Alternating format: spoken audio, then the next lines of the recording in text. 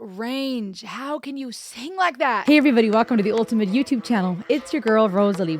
This is so freaking powerful. Guess what time it is? Let's keep this short and simple, but I had to come on here. This movie has been going viral, especially among the kids and the teenagers, but it turns out I think there's a lot of adults that love this one too. But also it's filled with songs that are complete. It's high time that I check this out with you. But make sure to go check out my Patreon where you can get the full thing. K-pop Demon Hunters blends South Korean culture, including elements of Korean mythology and shamanism. And while it's not directly focusing on Taoism, there's elements where you could say it draws from Taoism. Taoism being an ancient philosophy and religion that focuses on living in harmony, yin and yang, trying to achieve balance and inner peace. Hilarious. Okay, I like how humor is being incorporated here. I think that helps when there's a cognitive dissonance in our minds between the musical beauty that we're perceiving, the beautiful things we're hearing, but also the darkness and the scariness and the demonic parts that make us maybe want to be on alert and guarded. We're now bringing in humor that eases the tension. Oh my gosh.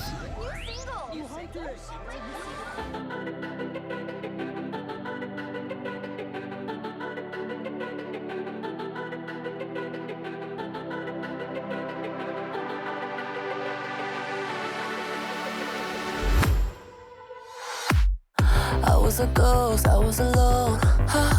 두어진 길 속에 Given the throne, I didn't know how to believe I was the queen that I'm meant to be. I lived two lives, tried to play both sides, but I couldn't find my own place. See that play on yin and yang, on the dark and the light, demons and the angel, good and evil. It's this constant dance in life we're trying to find a balance between.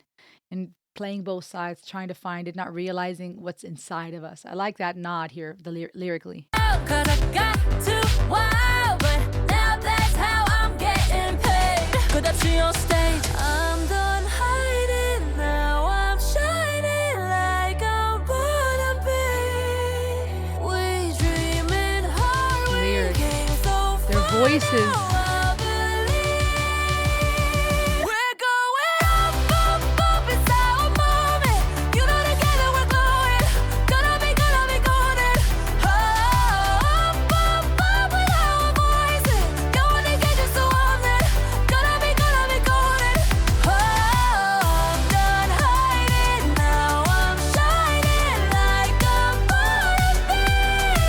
I gotta remember that they're doing this because they're trying to fight the demons permanently. So in my mind, I'm thinking, give these girls a break. Why did she make that call to release it, etc., etc.? But I gotta keep in mind, beyond this song being about gold and knowing who you are and letting that inner queen or king out and, feeling torn between sides, it's actually, in the spiritual sense, about releasing all the golden to cover everyone and protect them permanently. It's so interesting.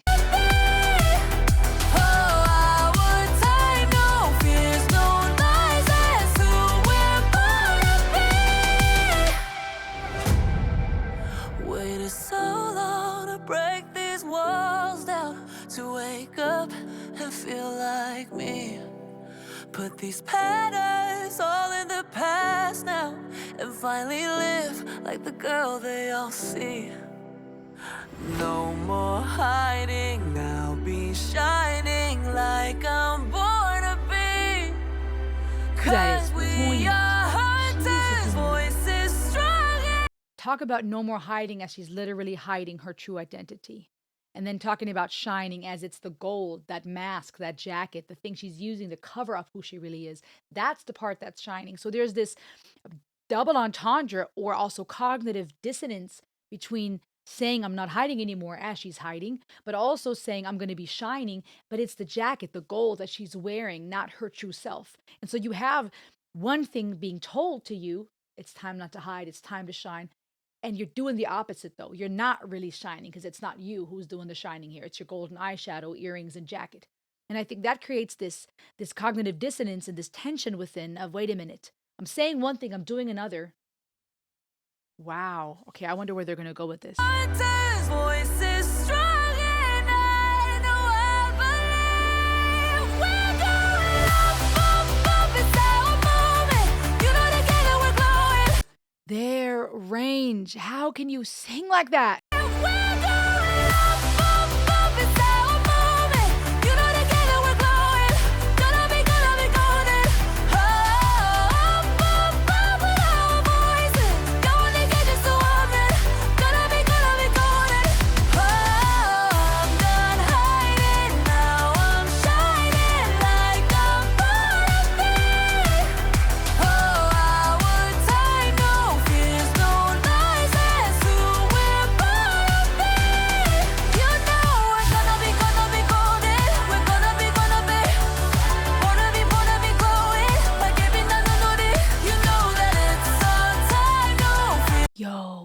also love the fact that they called her Rumi because Rumi was a poet, um, a 13th century um, a theologian and into Sufi mysticism, a Sufi mystic. And he has the most beautiful poems. But his overall message is that of love, unity, spiritual growth, embracing life's challenges as opportunities for inner polishing, recognizing the inherent greatness within. To call her Rumi out of all the characters, that's poignant.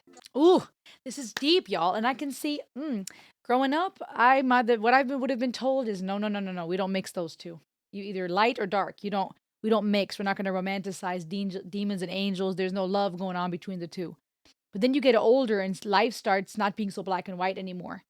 Um, and you get exposed to different cultures and religions and traditions, and you go, wait a minute, maybe there is something, a conversation to be had, questions to be asked about. Maybe it isn't all just one or the other, right? For safety's sake, for the sense of control, we want to label it. It's either this or that, right? You can't be this or that. You got to be hot or cold, right? No in between. Because it also makes us feel safer. Pick a side. That's why we're so easily polarized. You either for or against. And there's situations where, yes, I understand that that applies. I'm not saying everything's relative. That's not my conclusion either. But there's something to be said about being willing to talk about those things, about the complicated gray in between, and about identity and sense of self. And like I said with Hiren, that pendulum between both. There's a lot of depth here. No wonder even adults are resonating with this movie and these songs. Ooh, wow. Nothing can change until your patterns are gone. I can see this resonating with a lot of people who struggle to be accepted or accept themselves in various shapes or forms, whatever that looks like. Weight loss, identity, uh, expectations, etc. But I also think that that's powerful to word it like that until your patterns are gone, right? What are our patterns, the things we do over and over again? Not just how we look, and not just the things that identify us physically, but our patterns, the things we do, right? You talk too much, right? That idea of you're too sensitive. Nothing will change until you talk less, or you are not as bubbly and loud, or until you are not as shy and introverted, or until it's not just, where our mind may naturally go in today's day and age, where we make it about gender or identity, or, like I said, our roles. But I think it's also the other patterns that every one of us has to a degree. Um, like I said, where we might think we talk too much, we're too sensitive, or you struggle in a certain school subject, or you just have certain tendencies. And it's this idea of as long as you have those patterns, nothing's going to change. Don't let anybody know. You can't be loved or accepted right now. Versus maybe realizing that if we started with love and self acceptance, a lot of the other problems would fall away. I experienced that I would say sorry too much, and people would get mad at me or frustrated, understandably so. They'd get annoyed, and they'd say, "Stop saying sorry for saying sorry," and I would say, "I'm sorry, sorry for saying sorry," until somebody, I don't remember who, I have an idea, but I'm not exactly sure, said to me, "So what? So what if you say sorry all the time?" And that was such a key point for me, a turning point in my life. I will forever be grateful to that person because it didn't automatically heal me from my compulsive tendency to want to apologize for everything. But it was like I think it was a he. I recognized that underneath my tendency to say sorry was the lack of self acceptance. Now, I'm not sure if he realized all that and he kind of was just tired of me worrying, but it was this empowering thing that set me free to realize, so what? And because underneath that tendency of always wanting to say sorry was that longing to be accepted, was that fear of doing it wrong or making a mistake, or it was people pleasing versus going, yeah, that's who I am. And naturally, by accepting me and going, so what if I say sorry a lot? I'm going to have to apologize less because guess what I just did? I stopped apologizing for who I am. I stopped saying sorry for being someone who says sorry a lot. And that's what healed it versus trying to work harder at being better and getting rid of my pattern. That just um that just reinforces the pattern, right? You're trying even harder to relax. You're rushing to slow down. You're obsessing over not being obsessive. It's like that's not going to get you there. And so I love this idea of this conversation that is being evoked here, saying, "Wait a minute. Nothing's going to change until your patterns are gone." Why? Sometimes that's where we need to start accepting ourselves. I think that would heal a lot of people where we try to change things externally or our roles. Oh, if I could just look this way, if I have this attire, my hair is this way, my makeup, if I'm this or that shape, if I present as this or that gender, then maybe I could be at peace because inside I don't feel like I'm who I am. I feel there's a cognitive dissonance or a dysphoria between who I feel like I am and who I feel like I should be. And so we do these external things. Well, if I can wear this or can have this, or if I can look like this, then I'll be more like who I'm supposed to be. If I can stop this pattern, say sorry less, if I can be less extroverted or less introverted, then things would be fine. And it's like, can we have a conversation about what's underneath all that, behind that? Maybe underneath that is the problem that we don't accept ourselves, that maybe there's nothing wrong with you, that maybe you weren't born in the wrong body. Maybe you weren't born as too much or not enough. Maybe you are enough. And that's where it can start, that you're loved for who you are, long before you try to change anything to fit what's going on up here and in here. That's a conversation I wish we had more often. I think that's the kind of compassion we need before we just go, yeah, be whatever you want to be, right? Because deep down, I don't think that really addresses that lack of self acceptance. So that statement, until your patterns are gone, nothing can change. That's what the message is a lot of people receive, I think.